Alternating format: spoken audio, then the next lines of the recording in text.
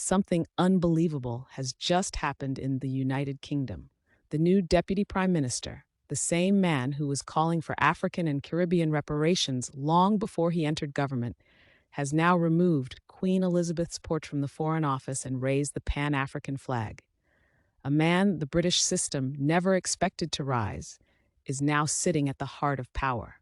So here's the big question. Did the UK just put the wrong man in the right position? Is this courage, or is this trouble coming for the British establishment? And most importantly, do you support what he did? Before we dive deeper, family, hit like, subscribe, and drop your thoughts below. Should the world finally pay Africa what it owes? Tell them to pay reparations first. Then we can consider paying that. If we have no money to pay, they must pay reparations first. Then we can enter into that debate. All right, and our reparation is nothing less than $5 trillion. That's what you owe us. You're asking money from people you stole from. You steal from people and still go and ask money from. You are the ones who are owing us. You have eaten a lot from our land, from our minerals.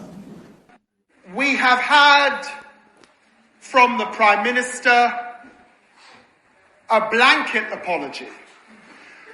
But it was Martin Luther King who said, "Justice delayed is justice denied." And so there are some detail now that we want to see. For people who have been deported back to countries that they never knew, for people who have been detained, prisoners in their own country, for people who have worked, paid their taxes, paid their national insurance, and then denied NHS treatment if you now have cancer, denied your pension that you have contributed to, told that you are not now able to seek public funds, that you are not able to work in this country.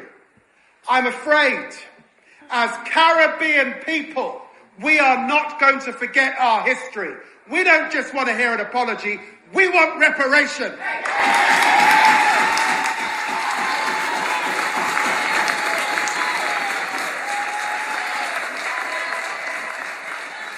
David Lammy walked into the UK Foreign Office, a building that carries the weight of centuries of colonial power, and he removed Queen Elizabeth's portrait. Not quietly, not secretly, but publicly, in full view of the world. And in its place, he raised the Pan-African flag. Within minutes, the image spread across London. Chaos, debate, confusion, and panic inside certain government circles. Because to some, that Pan-African flag is not just a flag, it's a declaration. A message that Africa is rising, and the truth can no longer be buried. But to others, it's nothing short of an insult to the throne and everything Britain believes it represents, as you will see in our next clip. This is a man who is seen by our enemies as an ally. This is a man, along with Keir Starmer and along with our Attorney General, Lord Hermer, these are people who our enemies see as ideological allies in the quest for, be it reparations or even be it the giving away of the Chagos Islands.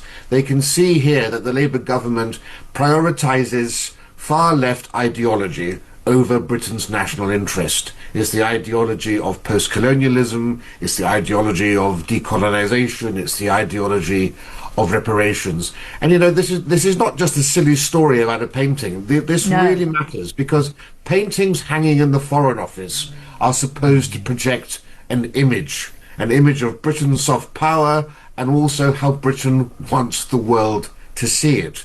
And with the removal of Elizabeth II's portrait, there is now not a single picture in the entire Foreign Office collection of Her Late Majesty. Here's a move that has people talking, and not in a good way. When David Lammy became Foreign Secretary, one of his first acts was to rip down the portrait of Queen Elizabeth II from the Foreign Office walls. In its place, well, a Pan-African flag artworks. This isn't just interior decoration, it's a statement. a statement about values, a statement about what kind of Britain this government thinks it is, because removing a portrait of the late monarch, the symbol of continuity, national identity and history, and replacing it with a flag art rooted in racial post-colonial politics that sends a message of isn't everything that made Britain great. It says we're rewriting what Britain means. Some will call it progress, others will call it disrespect, but for many ordinary citizens who still see the Union as part of their heritage, this reeks of signalling a narrow ideology at the expense of national unity. When you strip the symbols people feel connected to and replace them with politics-laden artwork, you're not just redecorating, you're drawing a line between old and new, between tradition and reinvention. And for a country already struggling with identity, division, and cultural clashes, that's a dangerous gamble. Here's the real reason. Do you want Britain that honours its history, or Britain that constantly remaking itself to fit fashionable ideas? Because when politics starts erasing national symbols, they're not just changing pictures on walls, they're changing how the country sees itself.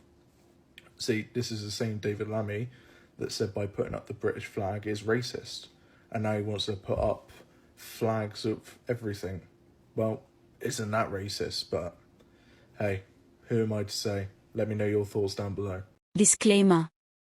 This video is for educational and informational purposes only. Afriscope TV does not promote hate, violence, or misinformation. All content is based on publicly available data and expert commentary. Viewers are encouraged to think critically and verify independently.